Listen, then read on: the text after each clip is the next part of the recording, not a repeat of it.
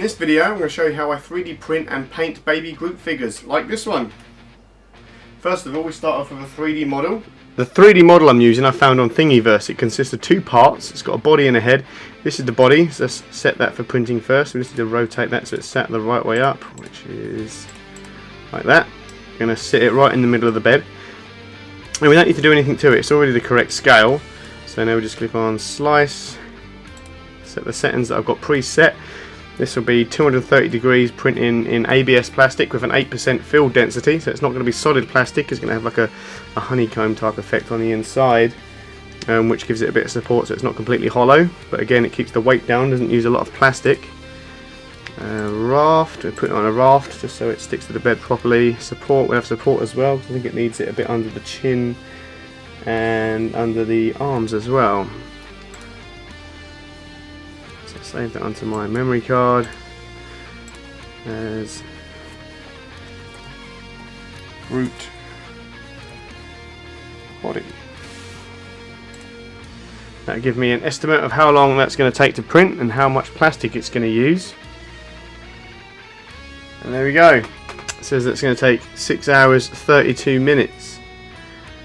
Use about 78 grams of filament. Let's just check what that looks like.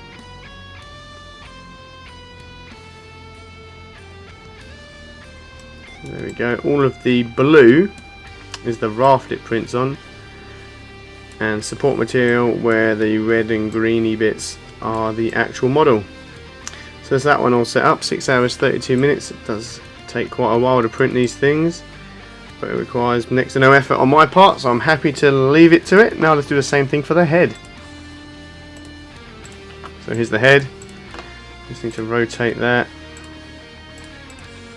like that. This one is already on a little raft, so we'll need to add one, otherwise it'll have two rafts and waste plastic and take longer to print. So now we just need to slice that up.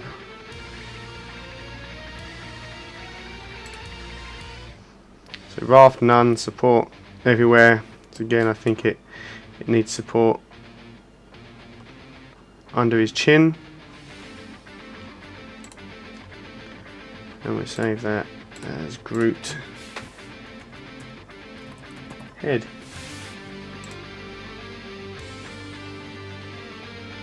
And that's that done.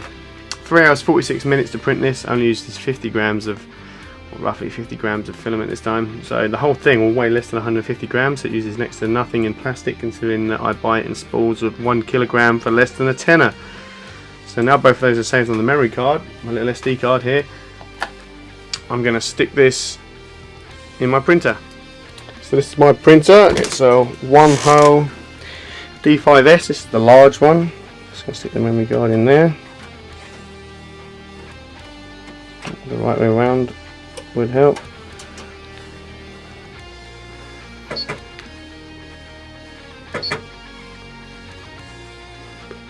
We'll print the body first. This is already preheated to 230 degrees, so that should spring to life in a moment. It's in an enclosure to keep the heat in, and the heated bed is set at 99 degrees. The heated bed is made of aluminium, and it might look a little dirty. That's because it's got an ABS paste on it, which is basically scrap pieces of ABS plastic dissolved in acetone that are then pretty much just brushed on top of that metal bed, just to give the print something to stick to.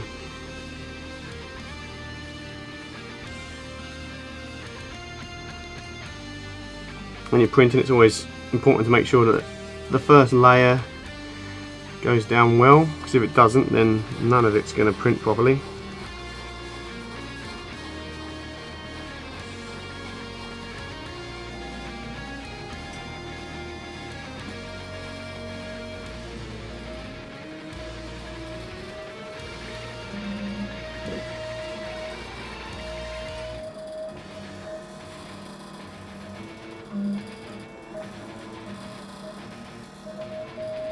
So basically what I'm looking for is a consistent thickness in the line of plastic that's going down, and to make sure that it is stuck down and it's not lifting off the bed. If it does, then the whole thing could break away from the bed. And that would be a disaster and a waste of time and a waste of plastic. But that seems to be going on really well. As you can see, it's drawing the outline of Groot. That's his feet there.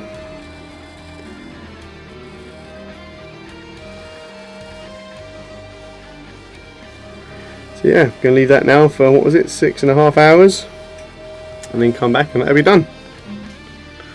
So that's all finished printing. Just going to get that off there.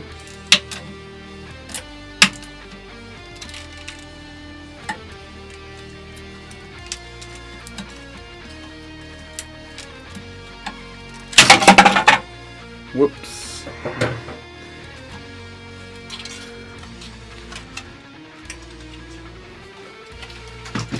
There's a big hole in my heated bed there where the ABS paste is stuck to the bottom of the print, so I'm just going to pour some more on.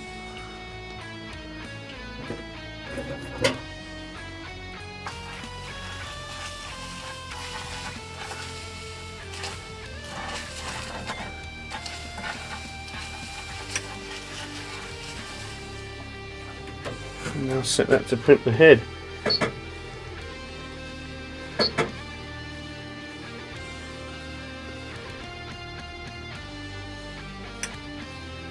And that's the head printed now.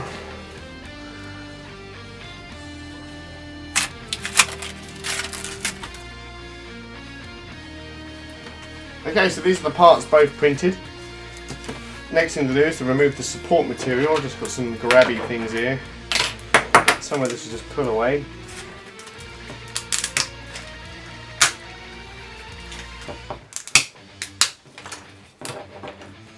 And these bits, just going to stick these so nice and thin in the gap there in the support material. You should be able to break that off fairly simply. And my pliers aren't quite thin enough to get in that gap. Okay. And this one's printed on a raft, so we're going to pull that away carefully. Just be careful not to break the fingers off.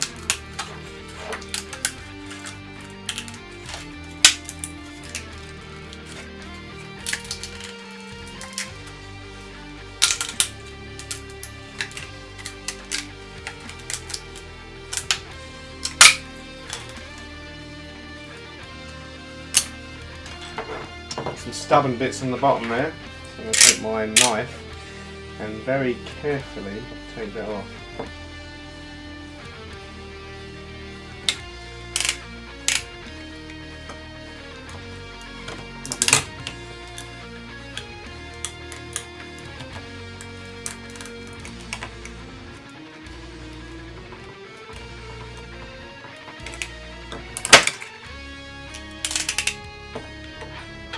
There's some supports under his arm here.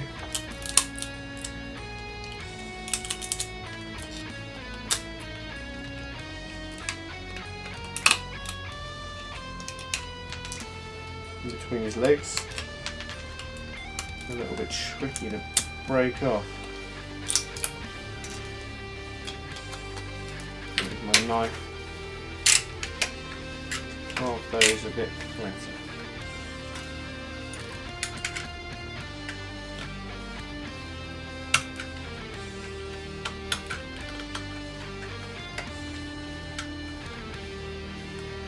Right, next thing to do, I'm going to chop this a bit shorter because I had some trouble pushing it in all the way and snapping the neck off, so I'm going to cut about 1 centimetre off of that.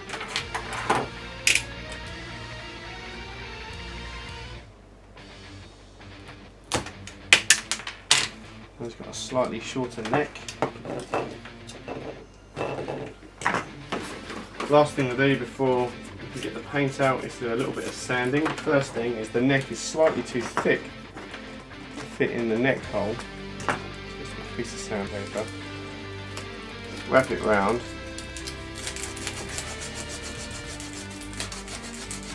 Give it a bit of swivel action. And then sand those bits that we did under his chin.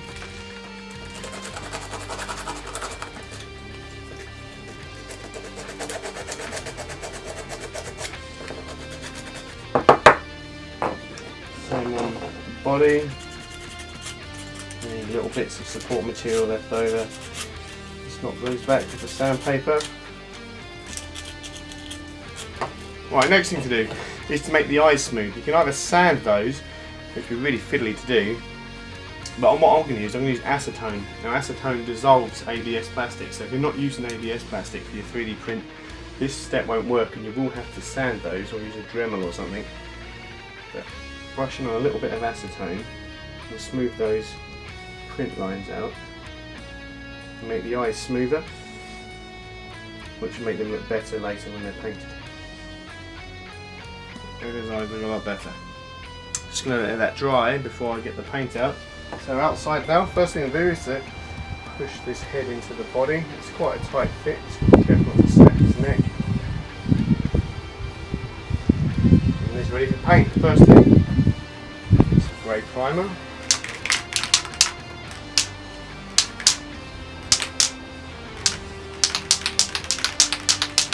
going to start with this head.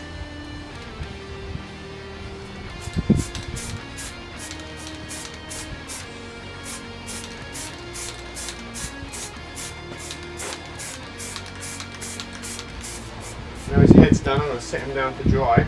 That way I can hold him by the head to do the underside of him.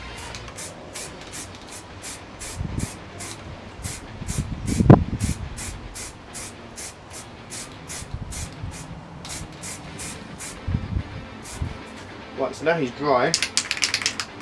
We're going to use some Ford Rio Brown, which is a very dark brown spray paint. It's non-metallic.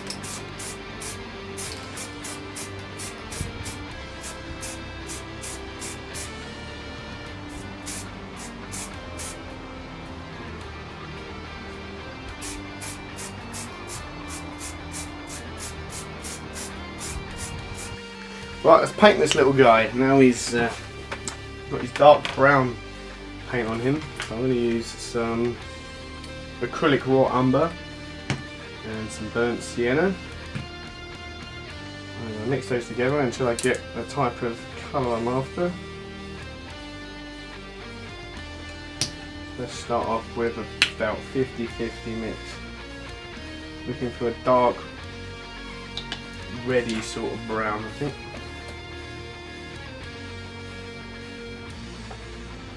I might lighten it up with a little bit of yellow ochre.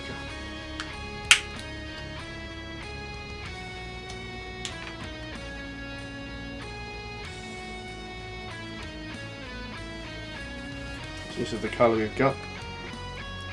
Now what you're going to want to do, after you've thoroughly mixed it in, is make sure there's not a lot on your brush. I'm just going to dab that off. Now the key to painting these, and the reason why I painted it a dark brown first, is you want all the areas inside the little cracks here, all over his body, to remain dark. So you're not going to dab the paint in, you definitely can't spray the paint on. So instead you've got to brush across those. So for example, these cracks in his face go downwards. If I was to paint down, the bristles of my brush would get in those cracks and fill them in with paint, which you don't want. So I've got to go the opposite way. So if they're vertical cracks or lines, I'm going to want to go horizontal, and if they're horizontal lines, I'm going to want to go vertical so I don't fill those with paint. The idea is to put a light coat on top now and leave those cracks nice and dark. I'm going to start with a very little bit of paint, because you can always add more on, and just gently go across.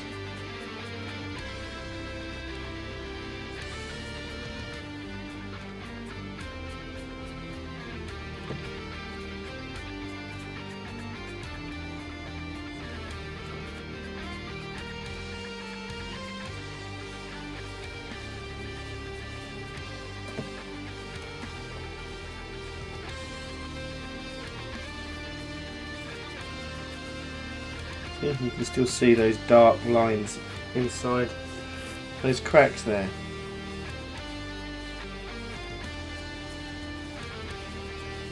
That's his head done. Now I've got to continue the same thing for his body. I'm going to do underneath him first now.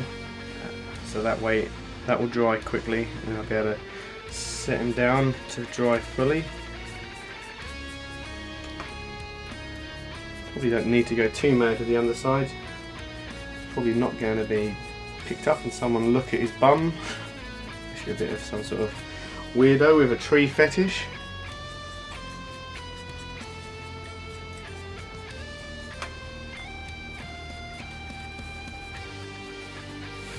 There we go, he looks pretty woody. We're going to leave him to dry and then see if we want to put some more paint on him. Okay, so the paint's dried on my little Groots. I'm now going to do one last thing to finish them off and add a tiny little bit of highlight to them. So I'm going to add a little bit of yellow ochre to the paint I've got left, just a tiny bit, to get a little bit of a lighter shade. I eventually did 2 coats of paint on these.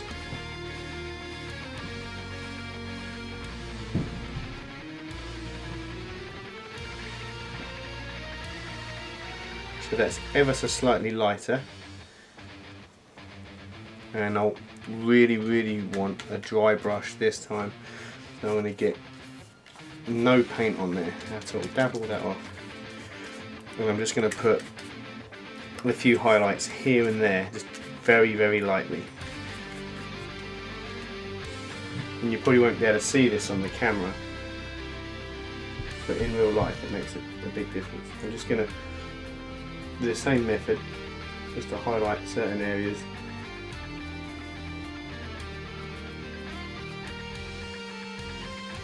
And again, just to give it some more tones to it, some more colours, just to make it look less flat. And there he is, all done. With the brown paint anyway. 2 things left to do, but I'm going to let the brown paint dry first. So little Groot is all painted. 2 steps left to go. The first step is to take this super glue, this Gorilla Glue, a picture of Harambe on it, and add some moss here and there. And the stuff I'm using I've got from Hobbycraft, and it's stuff you put on model railways and things. It comes in a big bag that looks a little bit suspicious. Good job I didn't get pulled over while I was driving over that. Let's pour some out onto some paper there. And I'm basically going to draw where I want that stuff to go with this. So I'm going to do a very thin line. Let's start off with his eyebrow.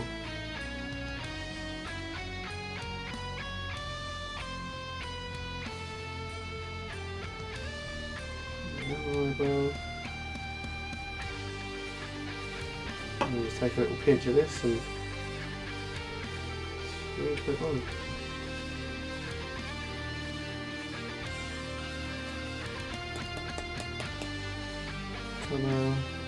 So the same thing, wherever you think it should go. It kind of has some looking like hair.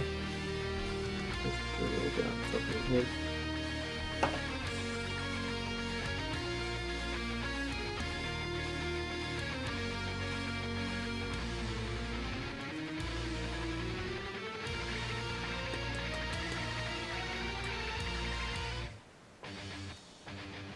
There you go, just going to do that all over his body.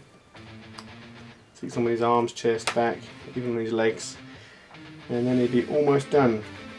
Last thing to do now, he's got moss all over his body. Now that we to paint the eyes. And for that I'm using solvent based black paint because it comes up nice and shiny. We've made his eyes nice and smooth earlier, so hopefully get a nice reflective surface once they're painted black.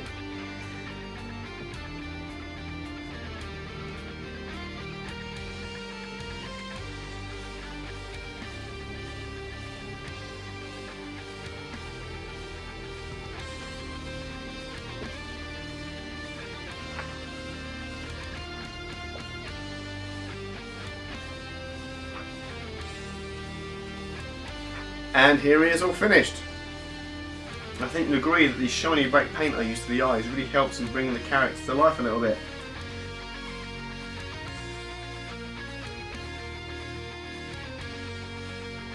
So that's it for this project. Something very small like this little Baby Groot here is ideal for anyone else that's starting out in 3D printing or making their own props or whatever, because it's relatively cheap and easy to do. Unlike my next project, which is going to be a full-scale Ghostbusters proton pack that is actually printing right now. So make sure you subscribe to this YouTube channel to get updates from when I release videos on that, and be sure to check out the social media links in the description of this video.